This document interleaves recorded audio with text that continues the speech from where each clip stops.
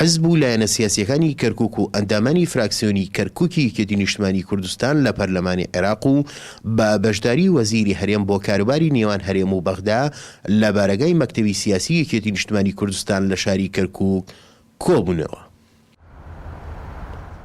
کۆبوونەوەکە چەند تەوەریکی جیاوازی لە خۆگرد بوو، لەوانە هەوڵدان بۆ دۆزینەوەی میکانیزمێک بۆ بەهێزکردنی پەیوەندیەکانی نێوان حزبە کوردستانیەکانی نێو کەرکووک و چۆنیەتی کارکردنی فراکسیۆنە کوردیەکان لە بەغدا لەسەر بارودۆخی کەرکووک و یەکهەڵوێستی پەرلەمان و حکوومەتی هەرێمی کوردستان لەسەر کێشەکانی کەرکووک.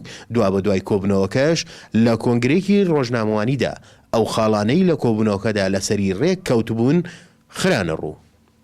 تأکید لە پێکەوە ژیان لەگەڵ هەموو نەتەوەکان کرایەوە. لەسەر زەوی جوتیاران و لادیەکانمان بەجواب دێن و ڕێگە نادەین مەحکەمەی کەرکووک بە ئارەزووی خۆیان بڕیار بدەن و بۆ ئەم مەبەستا کۆبوونەوە بکرێت لەگەڵ ئەنجومەنی باڵای دادوەری عێراق.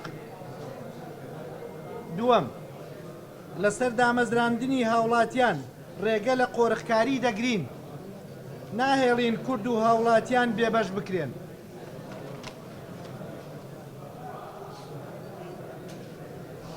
سێم، پێویستە سەرۆکایەتی هەرێم و پەرلەمانی کوردستان و حکوومەتی هەرێم لەسەر کەرکووک بەجواب بێن لە بەرنامەی کاریان، کەرکووک و ناوچە دابڕێنراوەکان لەبیر نەکەن. چوارەم، یاداشتێک دەدەینە سەرۆکایەتی هەرێم، سەرۆکایەتی عێراق و پەرلەمانی عێراق و پەرلەمانی کوردستان و هەرێم و پەرلەمان و حکوومەت لەسەر پێشێلکاری لە شاری کەرکووک داوان لێ ئەەکەین کێشەکان چارەسەر بکرێت.